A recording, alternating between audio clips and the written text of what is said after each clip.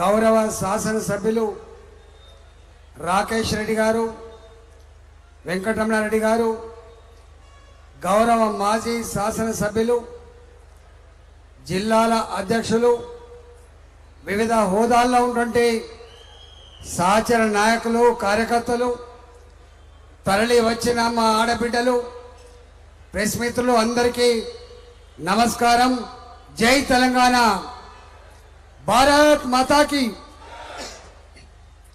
కిషన్ రెడ్డి గారు వారు మాట్లాడేది ఉంది కాబట్టి ఇప్పటికే చాలాసేపు అవుతుంది మహిళలు వచ్చి కూర్చొని. నేను ఒక 5 నిమిషాలు మాత్రమే మాట్లాడి వారి ఉపన్యాసం ఉంటుంది కాబట్టి 2 హైదరాబాద్ ఇప్పటికే భారతీయ జనతా పార్టీ అడ్డాగా దేశంలో గుర్తింపు పొందింది. రేపు జిహెచ్ఎంసీ పరిధిలో రాబోయే ఎన్నికల్లో జెండాలు వేరు కావచ్చు, పార్టీలు వేరు కావచ్చు, ఓటు మాత్రం మోడీ గారికే, ఓటు మాత్రం బీజేపీకి అనేటువంటి స్థిర నిశ్చయానికి ఇప్పటికే ఎక్కడి పోయినా ఆ మాట వినబడతాం. కిషన్ రెడ్డి గారి నాయకత్వంలో తెలంగాణ వ్యాప్తంగా 5 బృందాలుగా ఏర్పడి 11 రోజుల పాటు 119 నియోజకవర్గాన్ని చుట్టుముట్టి రావడం జరిగింది. మేమనుకున్నాం ఎర్రటి ఎండలున్నాయి, మాకు రెస్పాన్స్ వస్తుందా లేదని చెప్పి మేము అనుకున్నాం. కానీ మధ్యాహ్నం ఎర్రటి ఎండలో కూడా గ్రామాల నుంచి ప్రజలు తరలి వచ్చి, బిడ్డ ఏం ఫికర్ చేయకు బిడ్డ, మొన్నటి ఎన్నికల్లో మీకు సంపూర్ణంగా విజయాన్ని చేకూర్చలేకపోయినాం, మా ఆశీర్వాదం పూర్తిగా మీకు దొరకలేకపోయింది. దానికి కారణం ఒకటే, కేసీఆర్ను బొంద పెట్టాలని, కేసీఆర్ను ఊడగొట్టాలని నిశ్చయించుకొని మళ్ళా అటు ఇటు వేస్తే ఏమైనా అయిద్దాం అని చెప్పి భావించుకొని ఒకే దిక్కు వేసి అక్కడ గెలిపించిన బిడ్డ. కానీ వచ్చే ఎన్నికల్లో మాత్రం మా ఓటు మోడీ గారికి అని చెప్పి చెప్పండి బిడ్డ అని చెప్తున్నారు వాళ్ళు. ఇవాళ మనకంటే ఎక్కువ వాళ్ళు చెప్తున్నారు. ఎన్నడూ కేంద్ర ప్రభుత్వ పథకాలు ప్రజలకు తెలిసిన సందర్భం లేదు. కేంద్ర ప్రభుత్వం నేరుగా ప్రజలను పట్టించుకున్న సందర్భం లేదు. నాకు తెలిసి కిషన్ రెడ్డి గారు కావచ్చు, మేము కావచ్చు, 20 ఏళ్ళుగా మేము చూసినాం. కేంద్ర ప్రభుత్వం రాష్ట్రాలకు నేరుగా డబ్బులు ఇచ్చి స్కీములు అమలు చేసింది తప్ప కేంద్ర ప్రభుత్వం డైరెక్ట్ గా ఇన్వాల్వ్ అయి ప్రజల అభివృద్ధిని కాంక్షించిన సందర్భం ఎప్పుడు లేదు. అది కేవలం ధైర్యం చేసి నా భారత ప్రజానికానికి కేంద్ర ప్రభుత్వ పరంగా ఆకలిని, దుఃఖాన్ని అనుభవించిన బిడ్డగా పేదవాళ్ళను ఆదుకోవాలని చెప్పి నేరుగా పథకాలు అందించి ప్రజానికంలో విశ్వాసాన్ని నింపిన మహనీయుడు నరేంద్ర మోడీ గారి చెప్పి విషయం మర్చిపోవద్దు. మొన్న జిహెచ్ఎంసీ పరిధిలో ఎందుకేసినమ్మా బీఆర్ఎస్ పార్టీ కంటే, బిడ్డ ఫ్లైఓవర్లు కట్టిరు కదా బిడ్డ, రోడ్లు వేసారు కదా బిడ్డ అని వాళ్ళు చెప్తున్నప్పుడు, ఓహో ఇంకా ఈ ఫ్లైఓవర్లు కట్టింది, ఈ రోడ్లు వేసింది రాష్ట్ర ప్రభుత్వం కేసీఆర్ అనుకున్నాడు తప్ప కేంద్ర ప్రభుత్వం అని చెప్పి ఎవరు భావించలేదు. ఇవాళ మనం నిర్మాణం చేసుకుంటున్నటువంటి ఈ ఫ్లైఓవర్ మొన్న ఓపెన్ చేసుకున్న మన ఎల్బీ నగర్ ఫ్లైఓవర్ కావచ్చు, రేపు కడుతున్నటువంటి కొంపల్లి ఫ్లైఓవర్ కావచ్చు, హైదరాబాద్ తెలంగాణలో భారతీయ జనతా పార్టీ ప్రభుత్వం లేకపోయినప్పటికీ కూడా మోడీ గారు రాష్ట్రాల అభివృద్ధిలోనే దేశ అభివృద్ధి ముడిపడి ఉందని చెప్పి, నా హైదరాబాద్ గొప్ప నగరంగా ఎదగాలి, నా తెలంగాణ గొప్ప రాష్ట్రంగా ఎదగాలని చెప్పి భావించి నరేంద్ర మోడీ గారు ఎన్నెన్ని పథకాలు ఇచ్చిండో, ఎన్నెన్ని రకాల అభివృద్ధి నిధులు ఇచ్చిండో అవన్నీ కూడా కేంద్ర మంత్రి గారు వివరిస్తారు. నేను దాని జోలికి పోసక్కర్లేదు. కానీ నేను కరోనా వచ్చినప్పుడు ఆరోగ్య మంత్రిగా పనిచేసిన, నాకు 15 రోజులకు ఒకసారి మోడీ గారితో వీడియో కాన్ఫరెన్స్ లో మాట్లాడే గౌరవం, కలుసుకునేటువంటి భాగ్యం దక్కినప్పుడు నేను ప్రత్యక్షంగా వారి మాటలు చూసినా, వారు చెప్తున్నటువంటి ధైర్యాన్ని చూసిన. నేను ఆనాడు మీరు చూసిండు, కరోనా వచ్చినప్పుడు లండన్ లో ఉన్న ప్రధానమంత్రి కన్నీళ్లు పెట్టిండు, ఇరాన్ లో ఉన్నటువంటి ప్రెసిడెంట్ కన్నీళ్లు పెట్టిండు. చాలా మంది భావించిండు కరోనా వస్తే 140 కోట్ల ప్రజలున్న ఈ దేశంలో బస్తీలలో మురికి కాలువల పక్కపంటి జీవనం కొనసాగించే ఆ పేదలను ఎవరు ఆదుకోవాలి, దేవుడే ఆదుకోవాలని చెప్పి చాలా మంది భావించారు. కానీ నరేంద్ర మోడీ గారు కన్నీళ్లు పెట్టలే.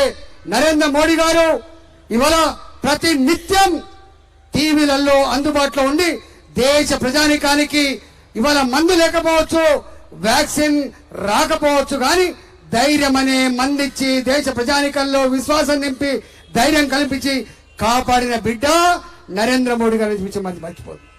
ఇవాళ మందులు ఇక్కడే కాదు, తెలంగాణ ప్రాంతానికో దేశ ప్రజానికానికో కాదు, అమెరికా లాంటి దేశ ప్రజానికానికి కూడా ఇక్కడి మందులు పంపించి ప్రజల్ని కాపాడినటువంటి దేశం, ప్రజల్ని కాపాడిన నాయకుడు నరేంద్ర మోడీ గారి విషయం చాలా మంది మర్చిపోతున్నారు.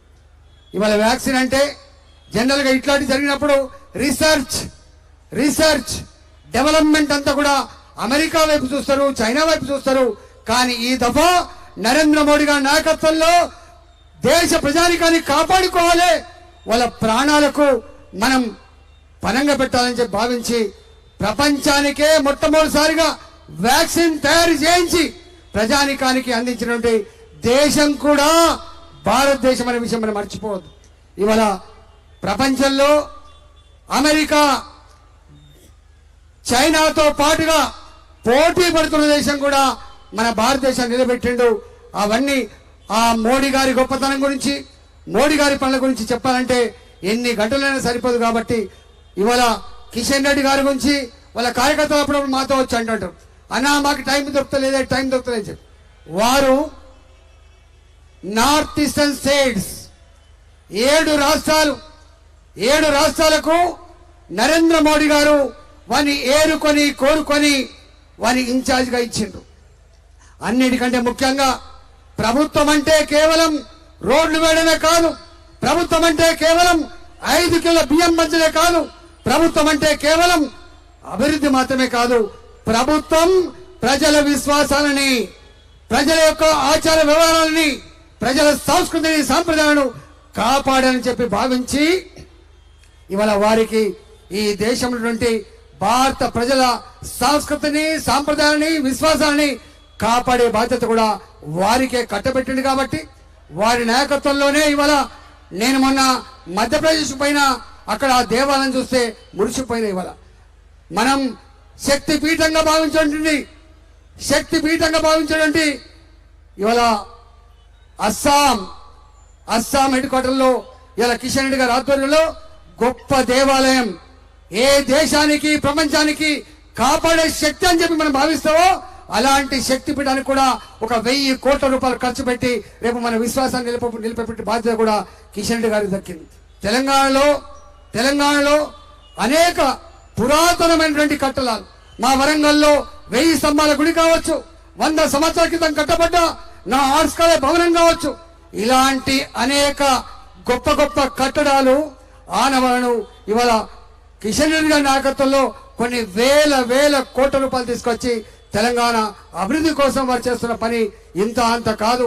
ఇలా వారు 6 రాష్ట్రాలు కావచ్చు, కేంద్ర మంత్రిగా బాధ్యతలు కావచ్చు, రాష్ట్ర అధ్యక్షుడిగా వారి నాయకత్వంలో మొన్న ఎన్నికలకు పోతే భారతీయ జనతా పార్టీ సొంతంగా తన కాళ్ళని నిలబడి 14-15% ఓట్లు సాధించి 1 సీటు ఉన్నటువంటి అసెంబ్లీలో 8 మంది ఎమ్మెల్యేలు గెలిపించుకొని రేపటి భవిష్యత్తు భారతీయ జనతా పార్టీది మాత్రమే అని చెప్పి ఇవాళ ఆ స్థాయికి తెచ్చినటువంటి నాయకుడు కిషన్ రెడ్డి గారు. రేపు వారి నాయకత్వంలో 17 పార్లమెంట్ స్థానాల్లో రేపు మనం పోటీ చేయబోతా ఉన్నాం. తప్పకుండా ఈ దఫా బీఆర్ఎస్ పార్టీకి ఓటేస్తే అది మురికి కాలు వేసినట్టని చెప్పి ప్రజలు భావిస్తున్నారు. గతంలో కేసీఆర్ మాట చెప్పినాడు, కాంగ్రెస్ పార్టీ ఏం చేసినా మళ్ళీ 40 సీట్లు దాటే పరిస్థితి లేదు. మళ్ళీ ఈ దేశానికి శ్రీరామ రక్ష, దేశ అభివృద్ధి, దేశ భవిష్యత్తు, దేశంలో రక్షణ, ఇవన్నీ కూడా నరేంద్ర మోడీ గారి నాయకత్వంలోనే ఈ దేశం సుభిక్షంగా ఉంటుందని చెప్పి భావిస్తాడు. కాబట్టి కశ్మీర్ నుంచి కన్యాకుమారి వరకు ఇవాళ తెలంగాణతో పాటుగా రేపు మనం ఓటు వేసేది భారతీయ జనతా పార్టీకి, కమలం పువ్వు గుర్తుకు, నరేంద్ర మోడీ గారు. కాబట్టి కార్యకర్తలు, నాయకులు ఇవాళ ఇప్పటికే 11 రోజులుగా మనం పల్లెల్లో తినడం, ఎక్కడికి పోయినా కూడా గొప్ప ఆదరణ ఉంది. కాబట్టి రాబోయే కాలంలో తప్పకుండా ఈ గడ్డ మీద ఎగిరే జెండా భారతీయ జనతా పార్టీ జెండా, కమలం పువ్వు జెండా కోసం గొప్పగా పనిచేసి మీ సంపూర్ణ ఆశీర్వాదం ఇవ్వాలని చెప్పి కోరుకుంటూ తెలుసుకున్నా. జై తెలంగాణ, జై తెలంగాణ.